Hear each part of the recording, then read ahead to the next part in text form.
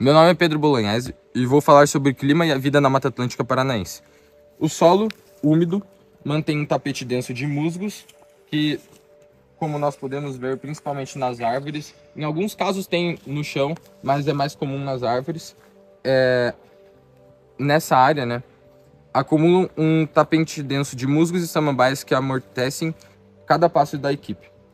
A neblina residual da madrugada ainda paira entre as árvores, enquanto o clima subtropical úmido com temperaturas entre 14 e 22 graus e chuva média anual de 2.000 milímetros garante que fungos, bactérias e pequenos artrópodes reciclam matéria orgânica, sustentando a fertilidade do solo e o verde intenso da floresta.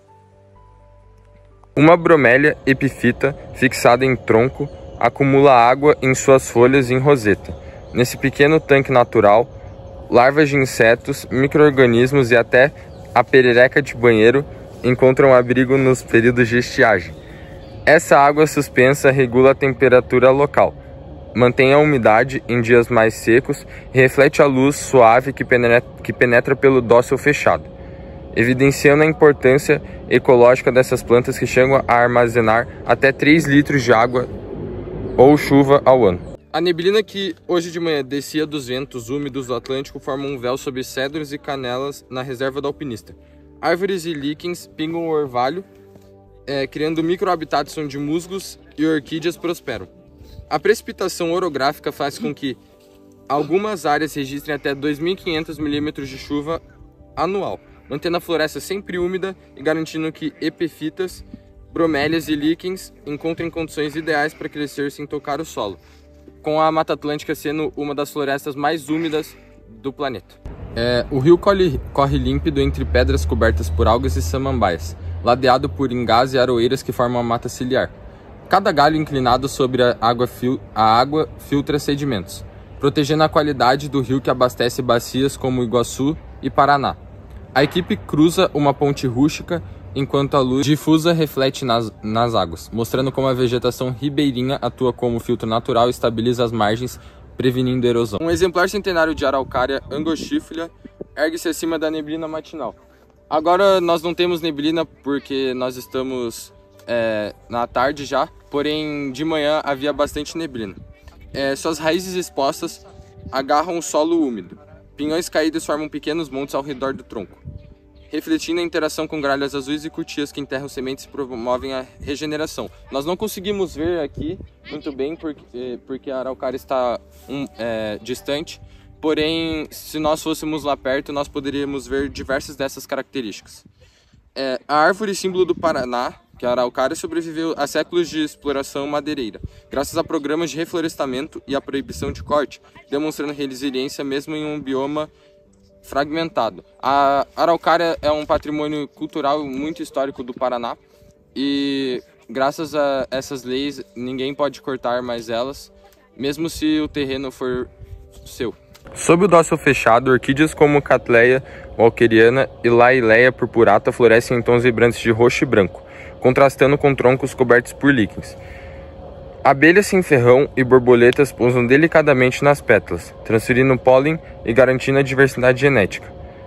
Com mais de 1.000 espécies registradas no estado, muitas endêmicas, essas flores sutis revelam um solo rico em humus e a umidade constante que só um clima com até 2.500 milímetros de chuva anual pode proporcionar. No ambiente natural, vê-se a continuidade da mata e pequenos fragmentos isolados, conectados por faixa de vegetação que permitem o deslocamento de onças pintadas, búzios e outras espécies de grande porte. Esses corredores são essenciais para a manutenção do fluxo genético e um bioma que perde 88% de sua extensão original. E muitas imagens do corredor ecológico demonstram que tem uma urgência de ampliar essas unidades de conservação para evitar o isolamento populacional. Entre copas altas, aqui nós não conseguimos achar um ninho, mas normalmente tem diversos ninhos de pássaros com fibras vegetais que abrigam ovos de sabiá. As aves voam em torno em busca de alimento para filhotes que ainda não nasceram. Mesmo em fragmentos, esses ninhos indicam que há recursos suficientes para gravetos, folhas e insetos para sustentar a avifauna. A presença de aves como Furnarius rufus evidencia que pequenas áreas protegidas são refúgios fundamentais para a reprodução e a continuidade das espécies. O caminho passa por clareira, onde embaúbas e capixinguis surgem entre palmeiras jussara recém-plantadas. O solo ainda úmido exibe camadas de folhas secas e brotos verdes que emergem, demonstrando a sucessão ecológica em andamento. Projetos de reflorestamento ajudam a reconstruir a floresta, revertendo parte do desmatamento que reduziu a cobertura original a menos de 12%. A água brota pura de um afloramento rochoso, cercada por raízes entrelaçadas que filtram impurezas. Pequenos insetos voam acima da superfície cristalina, enquanto a vegetação densa age como barreira. Cada nascente é berço dos rios que abastecem comunidades. Preservar esse ponto de fonte significa proteger a qualidade da água em todo o Paraná. Gotas escorrem sobre folhas e musgos, formando pequenos riachos no solo encharcado. Na estação chuvosa, que é mais ou menos de outubro a março, precipitações podem ultrapassar 50 milímetros em menos de uma hora. Apesar dos nossos riscos de enxurradas e erosões, a floresta densa retém grande parte dessa água, protegendo o solo e evitando deslizamentos. Então, de um lado, diversos tocos de árvore que acusam desmatamento recente, solo exposto e exibe erosão e um calor intenso.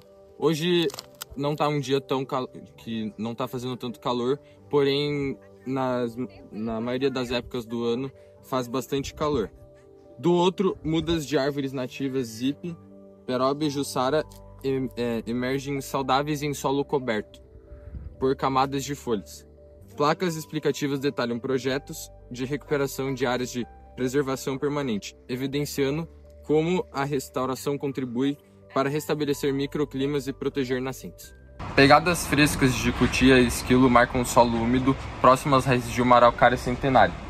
Aqui a gente não consegue ver muito bem porque a gente não conseguiu captar essas pegadas, mas na maioria das vezes isso acontece. Também restos de pinhões descascados espalham-se em torno, enquanto as folhas agitadas sugerem presença furtiva de roedores. Esses animais desempenham um papel vital na dispersão de sementes, plantando novos indivíduos de araucária e garantindo a regeneração natural do bioma. Então, do alto da serra, a Mata Atlântica estende-se até o Oceano Atlântico, formando ecossistemas de transição, como a restinga, o manguezal e a floresta densa. Destacando como a proteção integral do bioma, desde as serras até a praia, é fundamental para a manutenção de ciclos naturais que ligam terra e mar. Pesquisadores apontam leituras de pluviômetro e termômetro instalados sobre o dócil. Sensores alimentados por painéis solares marcam a umidade do ar e do solo, revelando que nos últimos anos os verões tornaram-se mais quentes e a chuva irregular. Esses dados são cruciais para orientar políticas de adaptação e conservação, mostrando em números como o clima influencia cada aspecto da floresta. Antes mesmo do pôr do sol, a clareira se enche dos últimos raios de luz difusa, enquanto grilos e cigarras iniciam sua sinfonia noturna. Folhas balançam suavemente e sombras longas dançam sobre o solo. A Mata Atlântica age como reguladora do clima, sequestrando carbono e fornecendo oxigênio. Proteger cada árvore, nascente e animal e garantir nossa própria qualidade de vida, pois essa floresta é parte inseparável do futuro de todos nós. Bom, estamos aqui novamente com o Valdemar Nitlevix e eu vou fazer algumas perguntas a ele agora sobre o Marumbi. Então, o que torna a experiência no Marumbi única em meio à neblina constante e uma chuva média de 2.000 milímetros por ano? Então, a gente geralmente fala que o Marumbi está entubado, né? A vila do Marumbi está aqui a 500 metros de altitude. E, geralmente esse mar de nuvens fica a 1.200. Então, às vezes está garoando aqui, a gente está no meio da nuvem e lá em cima está maior sol, né? E faz parte do Marumbi, faz parte da floresta atlântica, faz parte do bioma Mata Atlântica, essa umidade. Essa umidade é vital para a floresta manter a sua biodiversidade. É essa umidade que faz especial a floresta atlântica, né? Então, a gente, como escalador, às vezes não gosta muito, porque tem muita vegetação nas paredes e demora muito para secar essa umidade se não tiver sol. Mas 2-3 dias de sol, as paredes já secam, né? Não completamente, mas a água já drena bastante das trilhas.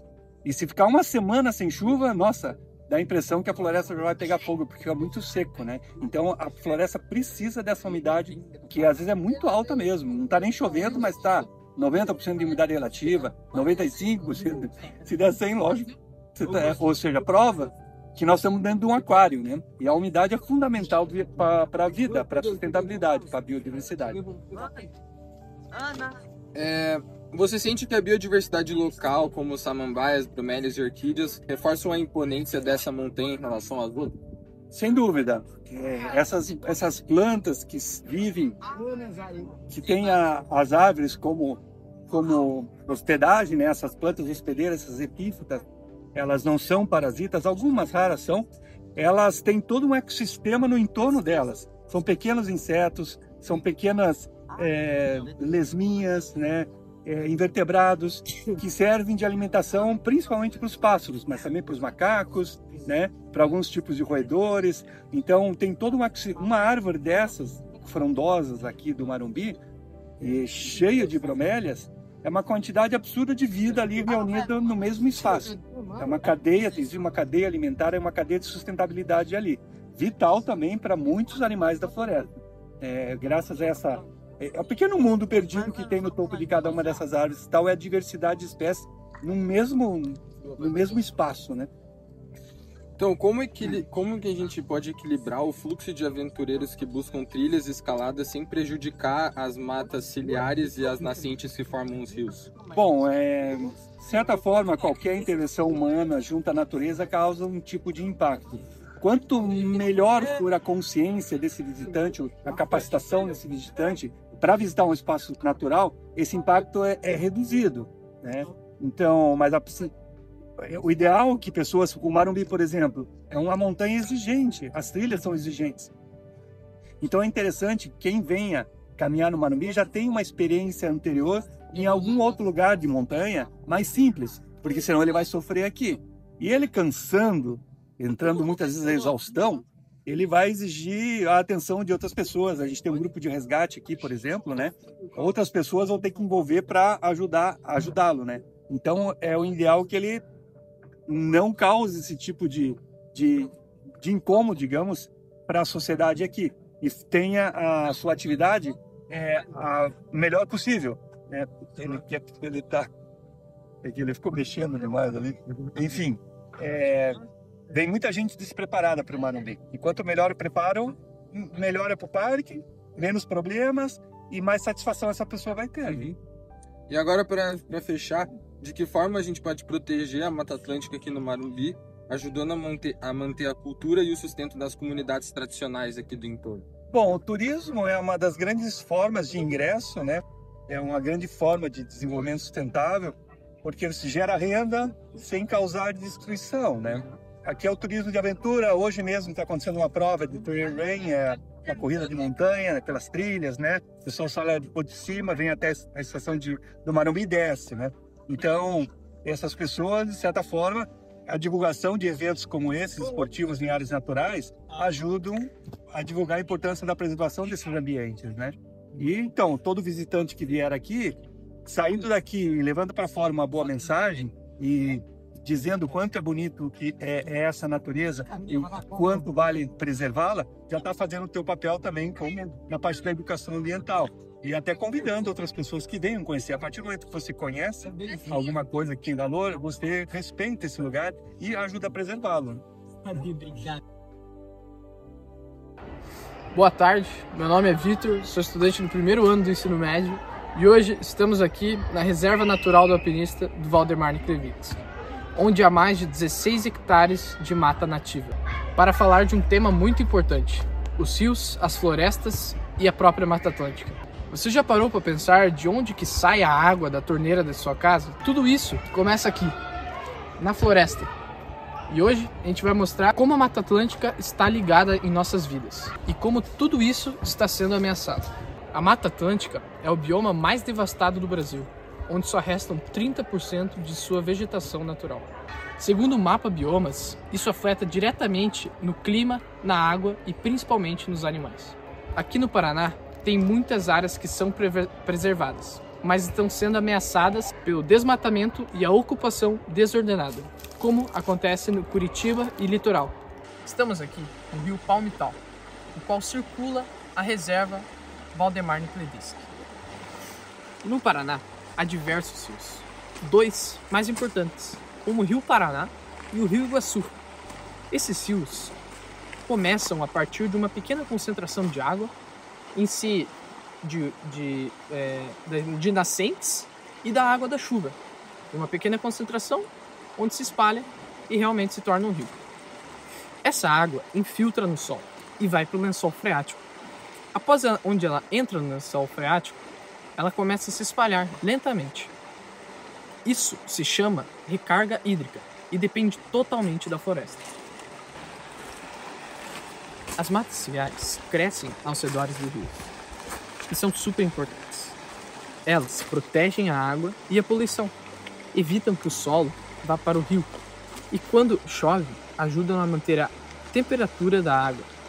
Sem elas, os rios acabam ficando muito mais poluídos e, graças a ela, esse rio fica limpinho como esse. Existe uma lei que protege essas matas. Essa é a Lei 1251 do Código Florestal, a qual ela diz: essas áreas são preservações permanentes, ou seja, não pode construir perto dos rios. E mesmo assim, hoje em dia, tem gente que constrói perto dos rios e não vê o problema que isso causa. Quando a vegetação é retirada, o solo acaba ficando mais exposto, que nem essa terra. Mas quando chega a chuva acaba carregando essa terra para o rio. Isso acaba deixando a água mais barrenta e rasa. Esse processo é chamado de assoreamento. Isso traz muitos malefícios, pois a água barrenta pode prejudicar os peixes, o ser humano e as plantas. Entre 2020 e 2021, Curitiba recebeu uma crise hídrica, onde as pessoas tinham que revezar suas águas. Você já imaginou ficar de 24 a 36 horas sem água? Pois é, foi isso que aconteceu. Curitiba estava com uma grande falta d'água. A falta da chuva, onde fez que os parques e rios secassem. E a população teve que revezar suas águas. A solução é muito simples. É o reflorestamento. Às vezes você acabar plantando uma árvore já faz diferença. Como esta pequena árvore aqui. Só de você replantar ela já faz uma diferença enorme. E principalmente replantar árvores aos redores dos rios. Sem florestas, os rios vão falecendo. E sem rio, não tem água para ninguém. Existem muitas comunidades que dependem diretamente do rio, como os quilombos, indígenas e os próprios ribeirinhos, os quais ficam às margens dos rios. Eles dependem totalmente do rio ao seu favor, como plantar, caçar e sua própria sobrevivência. E para muitos, o rio tem um valor espiritual. Então não devemos poluir de jeito nenhum esses rios, e sim devemos cuidar deles. Boa tarde, Silvia, tudo bem? Tudo bem. Então, eu separei 3 perguntinhas para fazer para você, tá bom? Tá bom. A primeira é: qual foi a maior mudança que você já viu na floresta aqui na reserva, desde que você começou a cuidar dessa área? Então, a grande mudança foi que a gente tinha um morro, tinha pinos, que não é nativo, e a gente cortou essas árvores e agora estamos reflorestando com araucárias. Então, daqui uns anos nós teremos o morro de araucárias, que é uma árvore nativa e está em risco de extinção. Legal. A outra, como você percebeu a importância das nascentes aqui na reserva e se alguma já secou ou ainda não? Nós temos muitas nascentes na reserva e, pelo contrário, pelo fato de a gente estar preservando a floresta e reflorestando, elas não secaram, inclusive estão até mais ativas, melhores do que já eram há 2, 3 anos atrás. O que você faz aqui na reserva para manter ou recuperar essas matas ciliares? Então, a gente fez uma unidade de conservação que vai ser para sempre uma floresta, né? Uma RPP, né? Uma Reserva Particular do Patrimônio Natural. Então, só o fato de preservar a floresta, a gente já está recuperando essa mata ciliar. Mais da metade das nascentes do Brasil estão em áreas desmatadas. E isso é muito grave. As nascentes são o início dos rios. Se elas secam, os rios também secam. E a água acaba ficando cada vez mais escassa. Não só os grandes rios que importam. No Paraná, tem muitos outros rios importantes, como o Ivaí, o Tibagi e o rio Piriqui. Em Curitiba, a cidade é abastecida pelos seus Passaúna, Iraí e o rio Iguaçu. Eles recebem águas das nascentes durante o ano e por conta disso é tão importante manter essa vegetação ao redor. Cuidar dos rios e das florestas não é só proteger a natureza, é garantir a água limpa para o hoje e o futuro. A gente precisa começar a agir agora, no hoje. Água é vida. Sem a água limpa, não há vida. Boa tarde, meu caro telespectador.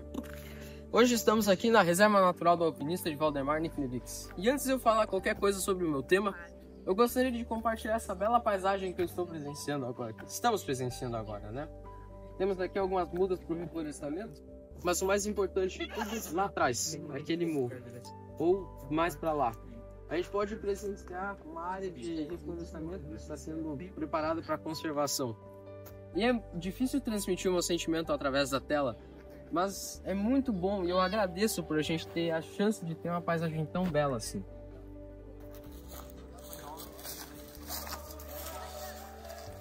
Porém, nem tudo que é belo, infelizmente, está livre de ameaças. Tá vendo esse caminho que eu acabei de contornar? É aproximadamente 30 metros quadrados. Se a gente tomasse o período entre 2010 e 2022, só nesses 5 segundos eu estar falando com o telespectador, toda essa área aqui que eu já contornei seria desmatada no segundo distante. Para vocês terem noção do quão triste é isso aqui, olha essa linda área que a gente está. A reserva natural tem 34 hectares de mata conservada. Isso quer dizer que em 16 horas, menos de 16 horas, tudo estaria sumido. Isso é muito triste para parar para pensar. Olha a bela montanha que eu mostrei e tinha mostrado na introdução. Olha o quanta felicidade tem nesse lugar. Mas isso não é motivo de total desespero, pois desses anos, instituições e organizações já vêm criando iniciativas para combater o desflorestamento e promover o reflorestamento. Vamos dar uma olhada em algumas delas. Um desses programas que já está entrando em vigor aqui no Paraná é o programa Paraná Mais Verde, desenvolvido pela CEDESH. Ela conta com 6 objetivos, que estão dentre as 3 categorias: desenvolver, agir ou conscientizar. A primeira e segunda ação se focam no desenvolver, ou seja, projetar e reconstruir viveiros ambientalistas. A terceira e a sexta se baseiam na conservação de espécies ameaçadas, que é um tópico muito importante. Já a quarta e a quinta focam em questões mais de conscientizar, como por exemplo criar o Dia da Água. Outra iniciativa que foi tomada não foi feita por uma instituição, mas sim por uma organização. Ela é a Fundação do Grupo Boticário à Natureza. Como o nome já sugere, essa fundação ela é financiada pelo Grupo Boticário. A atuação dessa organização também é muito grande. O que destaca deles é a conservação de 11 mil hectares de Mata Atlântica, a conservação de espécies, e algo que destaca eles é o financiamento em soluções sustentáveis, as SBNs. A última instituição que eu gostaria de mencionar é a SPVS, a Sociedade de Pesquisa e Vida Selvagem. A atuação dela é muito semelhante ao do Grupo Boticário, porém algo único dela é que ela possui escolas de conservação, que tem o intuito de conscientizar e educar mais as pessoas e as crianças sobre a natureza.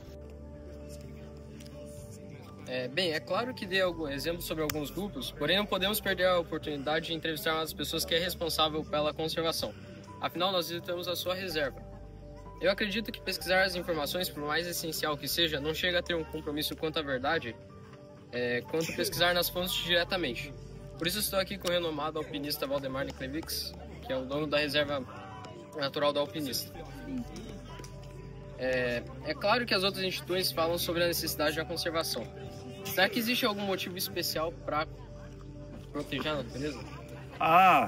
O único motivo, o motivo mais especial de proteger a natureza é de você respeitar a vida. Não só a vida de nós seres humanos, mas a vida da floresta como um todo, das espécies vegetais, das espécies animais. É muita pretensão o homem achar que ele é onipotente nessa planeta chamado Terra. Sem esse equilíbrio ambiental de todos os ecossistemas que vivem interligados, pode não existir a sobrevivência humana. A gente, através de séculos e séculos, ou até milhares de anos de degradação do meio ambiente, que o homem vem causando em razão da sua ocupação, o corte das florestas, com a contaminação dos rios, com a contaminação do ar, está baixando o nível da qualidade de vida, não só da floresta, das espécies vegetais e animais, mas a sua própria qualidade de vida, né? Muitas vezes, atualmente, a gente não consegue ter uma água pura, ter alimentos puros, livres de agrotóxicos, e esses ambientes ajudam a regenerar esse espaço, o bioma como um todo, e a melhorar até a nossa própria qualidade de vida. Então é vital. O maior patrimônio que existe para nós aqui na floresta é a vida desses animais, né? Dessas árvores, dessas plantas que existem aqui, que conservam a biodiversidade, que conservam a água pura, que deixam os aquíferos, né, potáveis, né, que renovam a qualidade do ar para a nossa sobrevivência.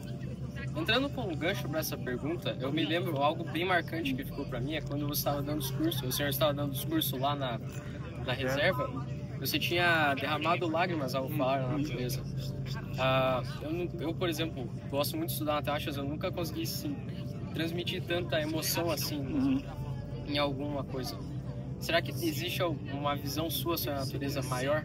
Não, então, quando a gente se emociona na natureza, já que nós somos apaixonados por ela, é que a gente fica muito frustrado, inconformado com a insensibilidade humana. Então, fala-se muito do homem, principalmente ações sociais, por exemplo, visam a manutenção da vida de nós, seres humanos, o combate à pobreza, combate a uma série de problemas socioeconômicos, e esquecem da outra vida ou das outras vidas que existem em nosso planeta. Uma árvore é um ser vivo, gente. Um animal é um ser vivo e ele merece ser respeitado. Só que os animais, eles não são tão racionais quanto nossos e eles são muito indefesos, digamos assim. O homem tem muito poder, muita força, né? E ele usa essa força para a proteção dele mesmo. Ele deveria destinar um pouco de atenção e desse seu potencial para proteger a natureza, porque todos nós fazemos parte do mesmo planeta, do mesmo big bioma, do mesmo hotspot, entende? E não pensar, não ser, o homem é muito egoísta, muito individualista. E ele pensa em si mesmo e esquece da natureza, e isso está causando esse caos ambiental que a gente está vivendo. E vai ser insustentável se continuar nessa tendência que nós estamos de destruição, que o pouco que resta ainda está sendo explorado pelo homem, devastado. Nós estamos fadados a um fim do mundo em poucas centenas de anos. Entrando com uma pergunta relacionada ao que o senhor acabou de dizer, o ser humano ele tem um certo egoísmo para si mesmo de não cuidar da natureza. Isso pode ser uma possível ameaça ao projeto? Poderia dar mais exemplos sobre como os projetos de conservação estão sob ameaça? Ah, sim, é uma ignorância total, principalmente dos políticos, né, que visam outros interesses, né, e ou não da sustentabilidade. Então, nós somos inteligentes o suficiente para entender que o sistema capitalista que a gente vive não é sustentável. O agronegócio, em boa parte, não é sustentável. Existem formas sustentáveis que garante a produção de alimentos e garante a nossa sustentabilidade.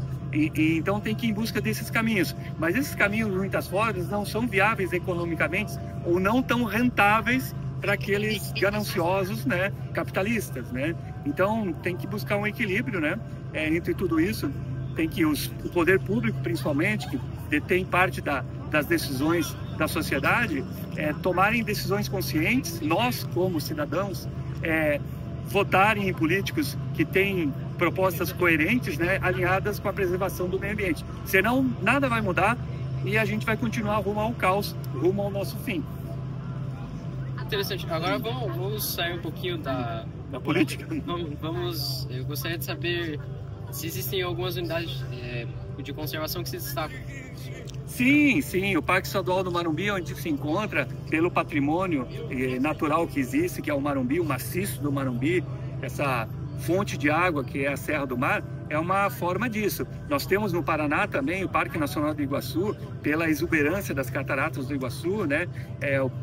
Um parque nacional que tem um patrimônio, uma biodiversidade incrível, né? Toda a nossa Serra do Mar. Isso só para citar do Paraná, a APA da Escarpa Devoniana, né? Que é uma área de proteção ambiental que praticamente está no centro do estado, com os últimos remanescentes da floresta com araucária.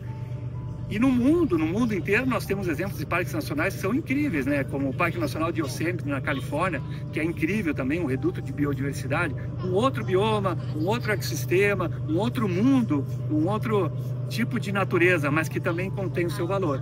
Então nós temos grandes áreas protegidas mundo afora, mas quase todas com algum tipo de ameaça. Isso é incrível, ou seja, é difícil você encontrar um lugar do mundo hoje que a natureza reina com absoluta tranquilidade e sem ameaças. Isso é muito triste de se observar. Bem, agora para deixar uma mensagem, terminar com uma mensagem esperançosa, será que existem alguns resultados obtidos notáveis pelas unidades de conservação? Sim, tem muitos ambientalistas que estão fazendo o seu papel, muitas ONGs que estão fazendo o seu papel, muitos políticos que também fazem o seu papel, mas eu acho que o mais importante é que cada um faça a sua reflexão e faça o seu papel, né? Tome atitudes conscientes, evite o desperdício, reutilize materiais, evite a compra, a sucateagem, né, de equipamentos. A gente compra um modelo novo porque ele é um pouco melhor do que o antigo, mas o antigo ainda é bastante funcional, né? Respeita a natureza, né? Evite o desmatamento, tenta participar de alguma ação que promova a restauração florestal. Ajude ONGs que precisam de ajuda, de doações, e às vezes não é dinheiro, às vezes são mudas de plantas, às vezes são programas que precisam de voluntários para que eles... Porque, infelizmente, tudo é custoso, né? E as pessoas não destinam aportes financeiros para projetos de sustentabilidade ou de restauração florestal, ou pelo menos muito pouco, comparado à conta que existe, ou seja, é um déficit muito grande do que deveria ser investido em restauração ecológica e do que não se investe, né? Então a gente deveria dar mais atenção a isso, pensando no mundo melhor para todos nós. Chegamos ao fim da nossa grande aventura explorando o desflorestamento e o reflorestamento. Cada árvore plantada, como podemos ver aqui, é um passo em direção da conservação total do nosso planeta. Plantar uma árvore não é somente realizar uma ação momentânea, é pensar no futuro, é ter a caridade com o próximo. Muito obrigado pela sua atenção e até a próxima.